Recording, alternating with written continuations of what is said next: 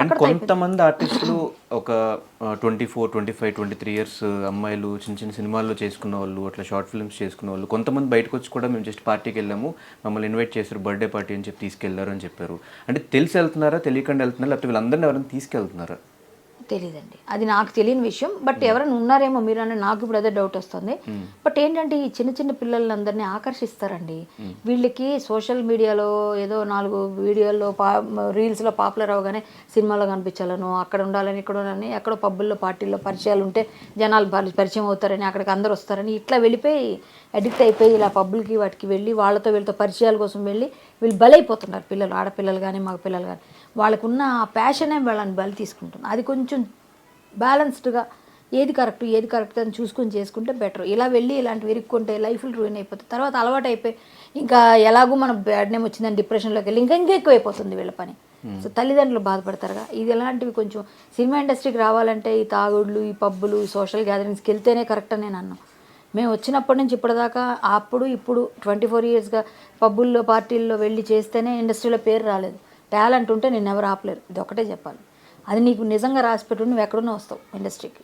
వచ్చావా, నీ పని నీకు నిజంగా ఇక్కడ ఇది ఉందో చేసుకోవాలి, అంతే. కానీ నేను అబ్జర్వ్ చేసిన ఇన్ఫ్లుయెన్స్ చేసే వాళ్ళు ఎక్కువ ఉంటారు పక్క నుంచి. ఇట్లా వెళ్తే డబ్బులు వస్తాయి, ఇట్లా అదేనండి, అదే నమ్మకూడదు అంటున్నా. ఇన్ఫ్లుయెన్స్ చేసే వాళ్ళని ఇప్పుడు మన పక్క నుండి మన గోతులు తవ్వుతున్న వాళ్ళు ఎవరో మనం తెలుసుకోగలిగితే మనం రీచ్ అవుతాం మన గోలు. లేదు అని వాళ్ళ దానిలోకి మనం లాగబడిపోయాం అనుకోండి, మనం కథమైపోద్ది అక్కడితో మన కెరీర్. సో అదే మనం బ్యాలెన్స్ చేసుకోవాలి, అదే కదా తెలియాల్సింది. ఇప్పుడు బాగుపడేవాడికి ఎప్పుడు ఎవరు చెడపలేరండి, చెడిపోవాలనుకున్న వాడికి ఎవరు బాగుపెట్టలేరు. కాబట్టి మనం ఏదైనా మన చేతిలో ఉంది. అన్నీ మనం తల్లిదండ్రులు మనం పెంచారు, పెద్ద చేస్తున్నారు, చదివిస్తున్నారు, డబ్బులు బట్టలు అన్నీ ఇస్తున్నారు. వాళ్ళని బాధ పెట్టే పని నువ్వు చేయకూడదని నీకు బుద్ధి నీకు ఉండాలి. వాళ్ళు నాకు ఇచ్చారు, నేను వాళ్ళు నిలబడాలి, వాళ్ళకి గర్వంగా చెప్పుకో. ఇప్పుడు పార్టీలో దొరికిందండి, డ్రగ్స్ తీసుకుందండి మీ అమ్మాయి అంటే వాళ్ళు బాగుంటుందా? అబ్బాయి తీసుకున్నాడంటే బాగుంటుంది తల్లిదండ్రులకి? అయ్యో ఇదేరా నేను పంపకోని వాళ్ళు బాధపడతారా? అది నువ్వు ఇవ్వకూడదు. వీలైతే నా కొడుకు చాలా మంచి పొజిషన్కి వచ్చాడు, నా కూతురు మంచి, అది ఇవ్వు. అది నువ్వు ఇవ్వాల్సి, నువ్వు రుణం తెచ్చుకుంటే. ఇలాంటివి కాదు, ఎవడో చెప్తాడు కోన్కిస్గా గొట్టంగాడు, అందరూ చెప్తాడు ఆడికేదో మందు పోయించాలి కాబట్టి నీదే డబ్బు ఉంటే రా మనం వెళ్దాం, మన ఇజ్జేద్దాం సూపర్ ఉంటుందని ఆడి నీకు గిలుతాడు. ఎందుకంటే ఆడికి డబ్బులు నువ్వు పెడతావు కాబట్టి. నువ్వు ఆ డబ్బులు నువ్వు పెట్టడం కలవు అన్నప్పటి వరకు నీతో మాట్లాడు బాగానే. నువ్వు ఏ రోజు పెట్టలేవు ఆ రోజు నేను పే అంటాడు వాడు. అది తెలుసుకునే సైన్కి ఇలా ఎడిక్ట్ అయిపోతారు. సో మనలో ఉందమ్మా, మనల్ని ఎవ్వరూ పాడు చేయలేరు. మనం గట్టిగా ఉంటే మన విల్ పవరే. మనం గట్టిగా లేవనుకో, నాకు తెలియని పార్టీలు ఉన్నాయా, నాకు తెలియని ఇండస్ట్రీలో ఎక్కడైనా ఏమైనా ఫంక్షన్స్ ఉంటాయా, ఎందుకు మరి మేము ఏమి నేర్చుకోలేకుండా వచ్చాం? మరి మనలో ఉండాలి కదా విల్ పవర్, గట్టిగా ఉండాలి. నేను నిన్నటి వరకు కూడా మీరు ఎక్కడున్నారు ఏంటో అసలు జనాలు కూడా మర్చిపోయారు. అసలు కళ్యాణ్ గారు ఏమైపోయారు, సినిమాలు చేయట్లేదు, ఎక్కడ కనిపించట్లేదు. ఎవరు చెప్పారండి? ప్రతి నెల మీకు లాస్ట్ మంత్ చూపించినా ఈ మంత్ చూపించినా ప్రతి నెల మీరున్నారు. అసలు నన్ను గుర్తుపెట్టుకోలేదు మీరు. ఒకటి చెప్తా, సోషల్ మీడియాలో నేను కనబడినట్టుగా ఎవరు కనబడరు.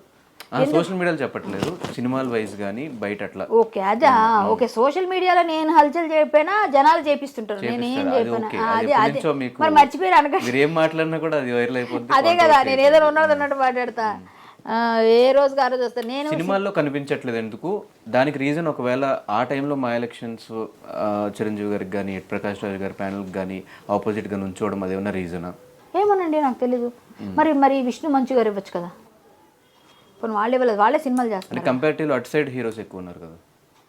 ఏమోనండి, అలా ఎవరైనా తొక్కేస్తారని నేను అనుకోను. ఇండస్ట్రీలో అంత చిరంజీవి గారు అంత అంటే ఆయన చేస్తారని ఆయన చెప్తే అటు ఆపోజిట్ గా వెళ్ళినప్పుడు కొంత నెగిటివిటీ మీ సైడ్ ఓకే అండి అనుకోనివ్వండి. ఇవ్వలేదు సినిమాలో, నేను సినిమా తీసుకుంటానండి. ఇవ్వద్దు నాకు, నేను సినిమా తీసుకుంటా. నా చేతనైంది, నా ఐఫోన్తో నేను సినిమా తీసుకుంటా. ఐఫోన్లో తీయొచ్చు కదా సినిమా, నిరూపించారు కదా. నా ఐఫోన్ ఉంది నా దగ్గర, హ్యాపీగా నేను సినిమా తీసుకుంటా. నా దగ్గర స్టోరీస్ ఉన్నాయి, నేను మంచి డైరెక్టరు, ఫ్యూచర్లో మీరు తెలుసుకుంటారు. సో నేనేమంటానంటే, ఎవరు ఇచ్చినా ఇవ్వకపోయినా టాలెంట్ ఉంది కాబట్టి నేను మంచి క్యారెక్టర్స్ చేయాలనుకుంటున్నాను. నాకు క్యారెక్టర్స్ మంచివి రావట్లేదు కాబట్టి నేను చేయట్లేదు. జనాలు వాళ్ళు ఇవ్వలేదు, ఇప్పుడు అది కూడా అయ్యిందేమో నాకు తెలియదు. మరి నా వెనక ఏమైనా జరిగిందేమో నాకు తెలియదు. నాకు సినిమాలు అడుగుతున్నా, డబ్బులు కూడా నేను ఎక్కువ తీసుకుంటాను కాబట్టి ఇవ్వట్లేదేమో. నేనైతే డబ్బులే అనుకుంటాను. మరి మీరు అన్నట్టుగా ఎవరైనా దీనికోసం గ్రడ్జులు పెట్టుకున్నా అంత ఎవరు చేయరండి నా మీద, ఈ పిల్లప మంచిదే అని అనుకుంటారు. కానీ ఇంకా సీరియల్స్ అంటారా, డబ్బులు తక్కువ ఇస్తే నేను చేయనండి. నేను వర్క్ చేస్తా, నాకు కావాల్సిన డబ్బు ఏమైనా అడుగుతా, నా పద్ధతి అంతే. ఆ డబ్బులు వాళ్ళు ఇవ్వట్లేదు కాబట్టి నేను అనుకున్నాను. కొన్ని అడుగుతూనే ఉన్నారు, ఇప్పటికి కూడా వస్తూనే ఉన్నాయి. మంచి డబ్బులు వస్తే చేస్తాను. నేను సినిమాలు లేకపోయినా ఏం లేకపోయినా హరికథ చెప్పుకున్నాను. ఒకటో రెండో కథలు చెప్తాను, నాకు హ్యాపీగా నా మెయింటెనెన్స్కి వెళ్ళిపోతుంది. హరికథలకి ఇప్పుడు కూడా అన్ని డబ్బులు అయ్యో నేను చెప్తాను అంటే మూవీ ఆర్టిస్ట్ కదండి నేను. ఓకే. సో బయటకు వచ్చి బయట వాళ్ళు కథ చెప్తే ఒక 10,000 15,000 ఇస్తే నేను 1,00,000 ఇస్తే కానీ చేయను. మహా మరి లోకల్గా అయితే 50,000 నుంచి 70,000 ఇస్తే తీసుకు. మొన్నే ఆల్వాళ్ళలో చెప్పా శ్రీరామనవమి దగ్గర. నేను చెప్తున్నాను, నేను కథలు చెప్పుకుంటున్నాను, నేను మాట్లాడుతున్నాను. ఫేస్బుక్ మీరు ఫాలో అండి, నా ప్రోగ్రామ్స్ కనిపిస్తుంటాయి మీకు. నేను చేస్తున్నాను ప్రోగ్రామ్, అలా నాకు చేసుకున్నా నాకు ఏదో వెళ్ళిపోతుంది.